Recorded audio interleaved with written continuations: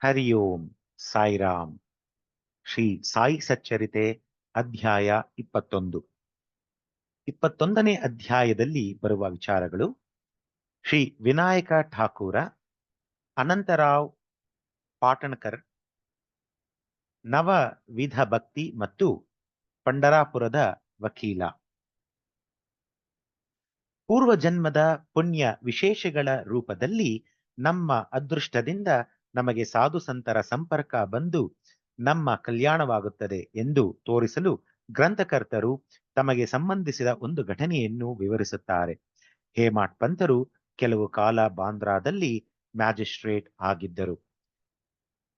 ಪಿರಾ ಮೌಲಾನಾ ಎಂಬ ಪ್ರಸಿದ್ಧ ಮಹಾಯೋಗಿ ಅಲ್ಲಿದ್ದರು. ಹಿಂದೂಗಳು, ಪಾರ್ಸಿಗಳು ಮತ್ತು ಇತರ ಮತದವರು ಅವರಲ್ಲಿಗೆ ಹೋಗಿ ದರ್ಶನ ಪಡೆದು ಬರುತ್ತಿದ್ದರು. ಇನುಸಾ ಮುಜಾವರ ಎಂಬುವವನು ಹೇಮಟ್ ಪಂತರಿಗೆ ಆ ಸಾಧುವಿನ ದರ್ಶನ ಪಡೆಯುವಂತೆ ಹೇಳುತ್ತಿದ್ದನು. ಆದರೆ ಕಾರಣಾಂತರಗಳಿಂದ ಅದು ಸಾಧ್ಯವಾಗಿರಲಿಲ್ಲ. ಕೆಲವು ಕಾಲದ ನಂತರ ಅವರ ಸರದಿ ಬಂದು ಶಿರ್ಡಿಯಲ್ಲಿ ಸಾಯಿ ದರ್ಬಾರದ ಪ್ರಮುಖ ವ್ಯಕ್ತಿಗಳಾದರು. ದುರಾದೃಷ್ಟಶಾಲಿಗಳಿಗೆ ಸಾಧು ಸಂತರ ಸಂಪರ್ಕ ಬರುವುದಿಲ್ಲ, ಅದೃಷ್ಟವಂತರಿಗೆ ಮಾತ್ರ ಅದು ಲಭಿಸುತ್ತದೆ. ಸಾಧುಗಳ ವಿದ್ಯಾಲಯ. ಈ ಪ್ರಪಂಚದಲ್ಲಿ ಬಹಳ ಪುರಾತನ ಕಾಲದಿಂದಲೂ ಸಾಧುಗಳ ವಿದ್ಯಾಲಯಗಳಿವೆ. ಅನೇಕ ಸಾಧುಗಳು ಅನೇಕ ಸ್ಥಳಗಳಲ್ಲಿ ಅವತರಿಸಿ ಪರಮಾತ್ಮನಿಂದ ನಿಯಮಿಸಲ್ಪಟ್ಟ ಧ್ಯೇಯವನ್ನು ಕಾರ್ಯಗತ ಮಾಡುತ್ತಾರೆ. ಬೇರೆ ಬೇರೆ ಸ್ಥಳಗಳಲ್ಲಿದ್ದರೂ ಸಹ ಅವರೆಲ್ಲರೂ ಒಂದೇ. ಈ ಪರಮಾತ್ಮನ ಆಜ್ಞೆಯಂತೆ ಎಲ್ಲರೂ ಒಗ್ಗಟ್ಟಿನಿಂದ ಧ್ಯೇಯ ಸಾಧಕರಾಗಿ ಕಾರ್ಯ ತತ್ಪರರಾಗಿರುತ್ತಾರೆ. ಇದನ್ನು ಉದಾಹರಿಸುವ ಒಂದು ಸಂಗತಿ ಈ ರೀತಿ ಇದೆ. ಶ್ರೀ ವಿನಾಯಕ ಠಾಕೂರ ರೆವೆನ್ಯೂ ಇಲಾಖೆಯಲ್ಲಿ ಗುಮಾಸ್ತರಾಗಿದ್ದ ಶ್ರೀ ವಿನಾಯಕ ಠಾಕೂರರು ಸರ್ವೆ ಪಾರ್ಟಿಯ ಸಂಗಡ ಬೆಳಗಾವಿ ಹತ್ತಿರದ ವಡಗಾವಿಗೆ ಬಂದರು. ಅಲ್ಲಿ ಕರ್ನಾಟಕದ ಸಾಧು ಒಬ್ಬರನ್ನು ಸಂದರ್ಶಿಸಿ ನಮಸ್ಕರಿಸಿದರು. ಆ ಸಮಯದಲ್ಲಿ ಅವರು ಶ್ರೋತೃಗಳಿಗೆ ನಿಶ್ಚಲ ದಾಸರಿಂದ ರಚಿತವಾದ ವಿಚಾರ ಸಾಗರದ ಕೆಲವು ಭಾಗಗಳನ್ನು ವಿವರಿಸುತ್ತಿದ್ದರು. ಠಾಕೂರರು ಅವರಿಗೆ ನಮಸ್ಕರಿಸಿ ಹೊರಟಾಗ, ನೀನು ಈ ಪುಸ್ತಕವನ್ನು ಓದಲೇಬೇಕು. ಇದನ್ನು ಓದಿದರೆ ನಿನ್ನ ಅಭಿಷ್ಟಗಳೆಲ್ಲವೂ ಈಡೇರುವವು.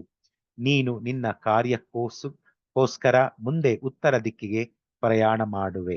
ನಿನ್ನ ಅದೃಷ್ಟ ಬಲದಿಂದ ನಿನಗೆ ಒಬ್ಬ ಮಹಾ ಸಾಧುವಿನ ದರ್ಶನವಾಗುತ್ತದೆ. ಅವರು ನಿನಗೆ ಮಾರ್ಗದರ್ಶಕರಾಗಿ ಸಂತಸವನ್ನು ಉಂಟು ಮಾಡುತ್ತಾರೆ ಎಂದು ಆ ಸಾಧು ನುಡಿದರು. ಇದಾದ ಕೆಲವು ದಿನಗಳ ನಂತರ ಠಾಕೂರರಿಗೆ ಜುನ್ನರಿಗೆ ವರ್ಗವಾಯಿತು. ಜುನ್ನರಿಗೆ ಹೋಗಲು ನಾಣೆ ಘಟ್ಟವನ್ನು ದಾಟಬೇಕಾಗಿತ್ತು. ಘಟ್ಟ ಬಹಳ ಬಿಕ್ಕಟ್ಟಾಗಿದ್ದುದರಿಂದ ಅಲ್ಲಿ ಯಾವ ವಾಹನ ಸಂಚಾರಕ್ಕೂ ಆಸ್ಪದವಿರಲಿಲ್ಲ. ಕೋಣದ ಮೇಲೆ ಸವಾರಿ ಮಾಡಿ ಅದನ್ನು ದಾಟಬೇಕಿತ್ತು. ಜುನ್ನರದಲ್ಲಿ ಕೆಲವು ದಿನ ಕೆಲಸ ಮಾಡಿದರು. ನಂತರ ಕಲ್ಯಾಣಕ್ಕೆ ವರ್ಗವಾಯಿತು. ಅಲ್ಲಿ ನಾನಾ ಸಾಹೇಬರ ಸಂಪರ್ಕ ಅವರಿಗೆ ಬಂದಿತು. ಅವರಿಂದ ಸಾಯಿಬಾಬಾರ ಬಗ್ಗೆ ತಿಳಿದು ಶಿರ್ಡಿಗೆ ಹೋಗಿ ಬಾಬಾರವರ ದರ್ಶನ ಪಡೆಯಬೇಕೆಂಬ ಆಕಾಂಕ್ಷೆ ಅವರಲ್ಲಿ ಮೂಡಿತು. ಮರುದಿನ ನಾನಾ ಅವರು ಶಿರ್ಡಿಗೆ ಹೊರಡಬೇಕಾಯಿತು. ಠಾಕೂರರನ್ನು ಬರಲು ಆಹ್ವಾನಿಸಿದರು. ಆದರೆ ಠಾಕೂರರಿಗೆ ಠಾಣಾ ಸಿವಿಲ್ ನ್ಯಾಯಾಲಯದಲ್ಲಿ ಒಂದು ವಿಚಾರಣೆ ಇದ್ದುದರಿಂದ ಅವರು ಹೊರಡಲು ಆಗಲಿಲ್ಲ. ನಾನಾ ಒಬ್ಬರೇ ಶಿರ್ಡಿಗೆ ಹೋದರು. ನಂತರ ಠಾಕೂರರು ಠಾಣಾಕ್ಕೆ ಹೋಗಿ ನೋಡಿದಾಗ ಮೊಕದ್ದಮೆ ಮುಂದೂಡಲ್ಪಟ್ಟಿದ್ದಿತು. ಆಗ ಅವರು ನಾನಾ ಅವರ ಸಂಗಡ ಹೋಗದಿದ್ದುದಕ್ಕೆ ವ್ಯಥೆಪಟ್ಟರು. ನಂತರ ಅವರು ಒಬ್ಬರೇ ಶಿರ್ಡಿಗೆ ಹೊರಟರು. ಅವರು ಶಿರ್ಡಿಗೆ ಬರುವ ಹೊತ್ತಿಗೆ ಚಾಂದೋರ್ಕರ್ ಹಿಂತಿರುಗಿದ್ದರು. ಅಲ್ಲಿದ್ದ ಕೆಲವು ಸ್ನೇಹಿತರು ಠಾಕೂರರನ್ನು ಬಾಬಾ ಹತ್ತಿರ ಕರೆದುಕೊಂಡು ಹೋದರು. ಠಾಕೂರರು ಬಾಬಾ ಅವರಿಗೆ ನಮಸ್ಕಾರ ಮಾಡಿದರು. ಆಗ ಅವರ ಆನಂದಕ್ಕೆ ಪಾರವೇ ಇರಲಿಲ್ಲ. ಸ್ವಲ್ಪ ಹೊತ್ತಿನ ನಂತರ ಸರ್ವಜ್ಞ ಮೂರ್ತಿಯಾದ ಬಾಬಾ, ಇಲ್ಲಿಯ ದಾರಿ ಆ ಕಾನಡಿ ಅಪ್ಪ ಹೇಳಿದಷ್ಟು ಸುಗಮವಲ್ಲ. ನಾಣೆಗಟ್ಟದಲ್ಲಿ ಕೋಣದ ಮೇಲೆ ಸವಾರಿ ಮಾಡಿದಷ್ಟು ಅದು ಸುಲಭವಲ್ಲ. ಆಧ್ಯಾತ್ಮಿಕ ಪಥದಲ್ಲಿ ನೀನು ಬಹಳ ಶ್ರಮಿಸಬೇಕು ಎಂದರು. ಇದನ್ನು ಕೇಳಿದ ಠಾಕೂರರು, ಕರ್ನಾಟಕದ ಸಾಧುವಿನ ಹೇಳಿಕೆ ನನಗೊಬ್ಬನಿಗೆ ಮಾತ್ರ ತಿಳಿದಿದೆ, ಇನ್ನಾರಿಗೂ ತಿಳಿದಿಲ್ಲ. ಬಾಬಾ ಅವರಿಗೆ ಇದು ಹೇಗೆ ಗೊತ್ತಾಯಿತು ಎಂದು ಯೋಚಿಸಿ, ಬಾಬಾ ಅವರ ಸರ್ವಜ್ಞತೆಯನ್ನರಿತು ಆನಂದಭರಿತರಾದರು. ಕರ್ನಾಟಕದ ಸಾಧುವಿನ ಹೇಳಿಕೆ ನಿಜವಾಯಿತು. ಆಗ ಠಾಕೂರರು ಪುನಃ ಬಾಬಾರವರ ಚರಣಗಳಿಗೆ ಎರಗಿ ತಮ್ಮನ್ನು ಆಶೀರ್ವದಿಸಬೇಕೆಂದು ಪ್ರಾರ್ಥಿಸಿಕೊಂಡರು. ಆಗ ಬಾಬಾ, ಅಪ್ಪ ಹೇಳಿದುದೆಲ್ಲ ಸರಿ, ಅದನ್ನು ವಿಚಾರಸಾಗರ ಗ್ರಂಥವನ್ನು ಅಭ್ಯಾಸ ಮಾಡು. ಬರೀ ಪಠಣದಿಂದ ಪ್ರಯೋಜನವಿಲ್ಲ, ನೀನು ಓದಿದುದನ್ನು ಕಾರ್ಯರೂಪದಲ್ಲಿ ಮಾಡಿ ತೋರಿಸಬೇಕು. ಗುರು ಗುರು ಕೃಪಾರಹಿತ ವಿದ್ಯೆ ಮತ್ತು ಅನುಭವ ಜ್ಞಾನ ರಹಿತ ವಿದ್ಯೆ ನಿಷ್ಪ್ರಯೋಜಕ ಎಂದು ಹೇಳಿದರು. ಠಾಕೂರರು ವಿಚಾರಸಾಗರ ಗ್ರಂಥದ ಪಾರಾಯಣ ಮಾತ್ರ ಮಾಡಿದ್ದರು, ಆದರೆ ಶಿರಡಿಯಲ್ಲಿ ಅದರ ಪ್ರಾಯೋಗಿಕ ರೀತಿಯನ್ನು ಈಗ ಕಂಡರು.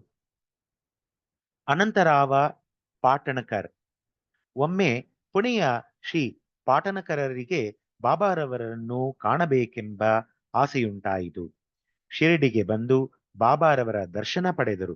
ಬಾಬಾ ಅವರ ಚರಣಗಳಿಗೆರಗಿ ಪೂಜೆಯ ನಂತರ ಅವರನ್ನು ಕುರಿತು, ಬಾಬಾ, ನಾನು ಬಹಳ ಓದಿದ್ದೇನೆ, ವೇದ ವೇದಾಂತ ಮತ್ತು ಉಪನಿಷತ್ತು ಎಲ್ಲವನ್ನೂ ಅಭ್ಯಾಸ ಮಾಡಿರುತ್ತೇನೆ, ಪುರಾಣಗಳೆಲ್ಲವನ್ನೂ ಕೇಳಿರುತ್ತೇನೆ. ಆದರೂ ನನ್ನ ಮನಸ್ಸಿಗೆ ಶಾಂತಿ ದೊರಕಿಲ್ಲ. ನನ್ನ ಎಲ್ಲ ಓದು ನಿಷ್ಪ್ರಯೋಜಕವಾಗಿದೆ. ಮೂಢಾತ್ಮರೇ ನನಗಿಂತ ಎಷ್ಟೋ ಮೇಲು. ನೀವು ಮನಸ್ಸಿಗೆ ಶಾಂತಿಯನ್ನು ಉಂಟು ಮಾಡುವಿರೆಂದು ಕೇಳಿ ನಿಮ್ಮಲ್ಲಿಗೆ ಬಂದಿದ್ದೇನೆ. ನನ್ನ ಮೇಲೆ ದಯೆ ಇಟ್ಟು ನನ್ನನ್ನು ಆಶೀರ್ವದಿಸಿರಿ ಎಂದು ಬೇಡಿಕೊಂಡರು. ಆಗ ಬಾಬಾ ಅವರಿಗೆ ಈ ಕೆಳಕಂಡ ನೀತಿ ಕಥೆಯನ್ನು ಹೇಳಿದರು. ನವವಿಧ ಭಕ್ತಿ. ಒಂದು ಸಾರಿ ವರ್ತಕನೊಬ್ಬನು ಇಲ್ಲಿಗೆ ಬಂದನು. ಅವನ ಮುಂದೆ ಒಂದು ಕುದುರೆ 9 ಲದ್ದಿ ಹಾಕಿತು. ಆ ವರ್ತಕನು ಕೂಡಲೇ ತನ್ನ ಬಟ್ಟೆಯನ್ನು ನೆಲಕ್ಕೆ ಹಾಸಿ ಆ 9 ಲದ್ದಿಗಳನ್ನು ಆರಿಸಿಕೊಂಡು ಮನಃಶಾಂತಿ ಹೊಂದಿದನು. ಪಾಠಕನಕರರಿಗೆ ಇದರ ಅರ್ಥವಾಗಲಿಲ್ಲ. ಸಮೀಪದಲ್ಲಿಯೇ ಇದ್ದ ದಾದಾ ಕೇಳ್ಕರ್ ಅವರನ್ನು ವಿಚಾರಿಸಿದನು. ಅದಕ್ಕೆ ಅವರು, ನನಗೂ ಸಹ ಇದರ ಪೂರ್ಣ ಅರ್ಥ ಗೊತ್ತಾಗಲಿಲ್ಲ, ಆದರೆ ಅವರ ಪ್ರೇರಣೆಯಿಂದ ನನಗೆ ತಿಳಿದಷ್ಟು ಮಾತ್ರ ಹೇಳುತ್ತೇನೆ ಎಂದು ಅವರಿಗೆ ಕೆಳಗಿನಂತೆ ಹೇಳಿದನು. ಕುದುರೆಯೇ ದೇವರ ಕೃಪೆ. ಅದು ಹಾಕಿದ ಲದ್ದಿಗಳೆಂದರೆ ನವವಿಧ ಭಕ್ತಿಗಳು. ಅವು ಶ್ರವಣ, ಕೀರ್ತನ, ಸ್ಮರಣೆ, ಚರಣ ಸೇವೆ, ಅರ್ಚನ, ವಂದನ, ದಾಸ್ಯ, ಸಖ್ಯ ಮತ್ತು ಆತ್ಮನಿವೇದನೆ. ಇವುಗಳಲ್ಲಿ ಯಾವುದೊಂದನ್ನಾದರೂ ಶ್ರದ್ಧೆ ಭಕ್ತಿಗಳಿಂದ ಅಭ್ಯಾಸ ಮಾಡಿದರೆ ಶ್ರೀಹರಿಯು ಭಕ್ತರ ಮನೆಯಲ್ಲಿ ಅವತರಿಸುತ್ತಾನೆ. ಭಕ್ತಿ ಇಲ್ಲದ ಯಾವುದೇ ಜಪ, ತಪ, ಯೋಗ ಸಾಧನ ಅಥವಾ ವೇದ ಉಪನಿಷತ್ತು ಅಭ್ಯಾಸ ಪ್ರಯೋಜನಕಾರಿಯಲ್ಲ. ನೀನೇ ವರ್ತಕನೆಂದು ಭಾವಿಸಿ ಅವನಂತೆ ನೀನು ಸಹ ನವವಿಧ ಭಕ್ತಿಗಳನ್ನು ಅಭ್ಯಾಸ ಮಾಡು. ನಿನ್ನ ಮನಸ್ಸಿನ ಚಂಚಲತೆಯನ್ನು ಬಿಡು, ಅಂದರೆ ಮನಃಶಾಂತಿಯನ್ನು ಪಡೆಯುವೆ ಎಂದರು. ಮರುದಿನ ಪಾಟಣಕರರು ಬಾಬಾರವರಿಗೆ ನಮಸ್ಕಾರ ಮಾಡಲೆಂದು ಹೋದಾಗ ಅವರು 9 ಲದ್ದಿಗಳನ್ನು ಕಟ್ಟಿಕೊಂಡೆಯಾ ಎಂದು ಕೇಳಿದರು. ಅದಕ್ಕೆ ಅವರು, ನಾನು ದೀನನು, ನನ್ನ ಮೇಲೆ ನಿಮ್ಮ ಕೃಪೆ ಇದ್ದರೆ ಮಾತ್ರ ನಾನು ಅವುಗಳನ್ನು ಕಟ್ಟಿಕೊಳ್ಳಬಹುದು ಎಂದರು. ಆಗ ಬಾಬಾ ಸಂತೋಷದಿಂದ ಅವರನ್ನು ಆಶೀರ್ವದಿಸಿ, ನಿನಗೆ ಶಾಂತಿ ದೊರಕುತ್ತದೆ ಎಂದರು. ಪಂಢರಪುರದ ವಕೀಲ. ಬಾಬಾರವರು ಸರ್ವಜ್ಞತೆಯಿಂದ ಭಕ್ತರನ್ನು ತಿದ್ದುತ್ತಿದ್ದರೆಂಬುದನ್ನು ಈಗ ಪರೀಕ್ಷಿಸೋಣ. ಒಂದು ದಿನ ಪಂಡರಾಪುರದ ವಕೀಲರೊಬ್ಬರು ಶಿರಡಿಗೆ ಬಂದು ಮಸೀದಿಯೊಳಗೆ ಪ್ರವೇಶಿಸಿ ಬಾಬಾ ಅವರಿಗೆ ನಮಸ್ಕರಿಸಿ ಬಾಬಾ ಕೇಳದೆ ಇದ್ದರೂ ಸಹ ದಕ್ಷಿಣೆಯನ್ನು ಅರ್ಪಿಸಿದರು. ನಂತರ ಅವರು ಮಸೀದಿಯ ಮೂಲೆಯೊಂದರಲ್ಲಿ ಕುಳಿತು ಅಲ್ಲಿ ಏನು ನಡೆಯುತ್ತಿದೆ ಎಂಬುದನ್ನು ನೋಡುತ್ತಿದ್ದರು. ಸಾಯಿಬಾಬಾ ಕೂಡಲೇ ಅವರ ಕಡೆಗೆ ತಿರುಗಿ, ಈ ಜನರೆಷ್ಟು ವಂಚಕರು! ಇವರು ನನ್ನ ಪಾದಗಳಿಗೆರಗಿ ದಕ್ಷಿಣೆ ನೀಡಿ ಹೊರಟು ಹೋಗುತ್ತಾರೆ, ಆದರೆ ಅಂತರಂಗದಲ್ಲಿ ತೆಗಳುತ್ತಾರೆ. ಇದು ವಿಚಿತ್ರವಲ್ಲವೇ ಎಂದರು. ಈ ಮಾತು ವಕೀಲನಿಗೆ ಚುಚ್ಚಿತು. ಬೇರೆ ಯಾರಿಗೂ ಈ ಮಾತಿನ ಅರ್ಥವಾಗಲಿಲ್ಲ. ವಕೀಲರು ಅದನ್ನು ಗ್ರಹಿಸಿ ಮೌನದಿಂದ ಇದ್ದರು. ನಂತರ ವಾಡಾಕ್ಕೆ ಹಿಂತಿರುಗುವಾಗ ಅವರು ಕಾಕಾ ಸಾಹೇಬರನ್ನು ಕುರಿತು, ಬಾಬಾರವರ ಮಾತು ಸರಿಯಾಗಿತ್ತು. ಅವರು ನನ್ನನ್ನೇ ಕುರಿತು ಮಾತನಾಡಿದ್ದಾರೆ. ಇನ್ನು ಮುಂದೆ ನಾನು ಇತರರ ನಿಂದನೆಯನ್ನು ಬಿಡಬೇಕೆಂದು ಅರ್ಥ ಸೂಚಿತವಾಗಿದೆ ಎಂದು ಹೇಳಿ ಈ ಕೆಳಕಂಡಂತೆ ವಿವರಿಸಿದರು. ಪಂಡರಾಪುರದ ನ್ಯಾಯಾಧೀಶರಾದ ನೂಲ್ಕರ್ ರವರು ತಮ್ಮ ಆರೋಗ್ಯಾಭಿವೃದ್ಧಿಗೋಸ್ಕರ ಶಿರಡಿಯಲ್ಲಿ ಬಂದು ತಂಗಿದ್ದರು. ಅವರು ಒಂದು ದಿನ ಪಂಡರಾಪುರದ ವಕೀಲ ಗೃಹದಲ್ಲಿ ಕುಳಿತಾಗ ರೋಗವು ಔಷಧಿಗಳಿಲ್ಲದೆ ಫಕೀರರ ದರ್ಶನ ಮಾತ್ರದಿಂದ ಗುಣವಾಗಬಲ್ಲದೆ? ವಿದ್ವಾಂಸರಾದ ನೂಲ್ಕರ್ ಹೀಗೆ ನಂಬುವುದು ಸರಿಯೇ ಎಂದು ಮುಂತಾಗಿ ವಕೀಲರಲ್ಲಿ ಚರ್ಚೆಯಾಯಿತು. ನ್ಯಾಯಾಧೀಶರು, ಬಾಬಾ ಅವರು ವಕೀಲರ ಉಪಹಾಸಕ್ಕೀಡಾದರು. ಚರ್ಚೆಯಲ್ಲಿ ನಾನು ಪಾತ್ರ ವಹಿಸಿದ್ದೆ. ಈಗ ಬಾಬಾರವರಿಂದ ಪಾಠ ಕಲಿತಂತಾಯಿತು. ಬಾಬಾ ಅವರ ನುಡಿ ಬೈಗುಳವಾಗಿರದೆ ಅದು ನನಗೆ ಅನುಗ್ರಹವಾಗಿದೆ. ವಿನಾಕಾರಣ ಬೇರೆಯವರನ್ನು ಉಪಹಾಸ ಅಥವಾ ನಿಂದೆ ಮಾಡಕೂಡದೆಂದು ಬಾಬಾ ನನಗೆ ಬುದ್ಧಿ ಕಲಿಸಿದರು ಎಂದು ವಕೀಲರಿಗೆ ಹೇಳಿದರು. ಶಿರಡಿಯು ಪಂಡರಾಪುರದಿಂದ ದೂರದಲ್ಲಿದೆ. ಆದರೂ ಬಾಬಾ ತಮ್ಮ ಸರ್ವಜ್ಞತ್ವದಿಂದ ಪಂಡರಾಪುರದ ವಕೀಲ ಗೃಹದಲ್ಲಿ ನಡೆದ ಸಂಭಾಷಣೆಯನ್ನು ತಿಳಿದಿದ್ದರು. ನದಿ, ಕಾಡು, ಬೆಟ್ಟ ಮೊದಲಾವುಗಳು ಅವರ ದೃಷ್ಟಿಗೆ ಅಡ್ಡ ಬರುತ್ತಿರಲಿಲ್ಲ. ಅವರು ಎಲ್ಲರ ಇಂಗಿತವನ್ನು ತಿಳಿದವರಾಗಿದ್ದರು. ಭಕ್ತನು ಎಲ್ಲಿಯೇ ಇರಲಿ, ಎಷ್ಟೇ ದೂರದಲ್ಲಿರಲಿ, ಸಾಯಿ ಅವರ ದೃಷ್ಟಿಯಿಂದ ದೂರವಿರುತ್ತಿರಲಿಲ್ಲ.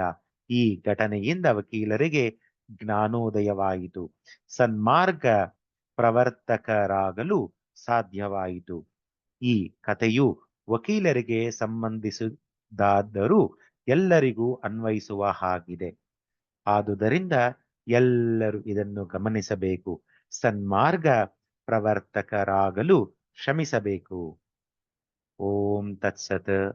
ಶ್ರೀ ಸಚ್ಚಿದಾನಂದ ಸದ್ಗುರು ಸಾಯಿನಾಥಾರ್ಪಣಮಸ್ತು. ಇಲ್ಲಿಗೆ ಅಧ್ಯಾಯ 21 ಸಂಪೂರ್ಣವಾದುದು. ಸಾಯಿರಾಮ್.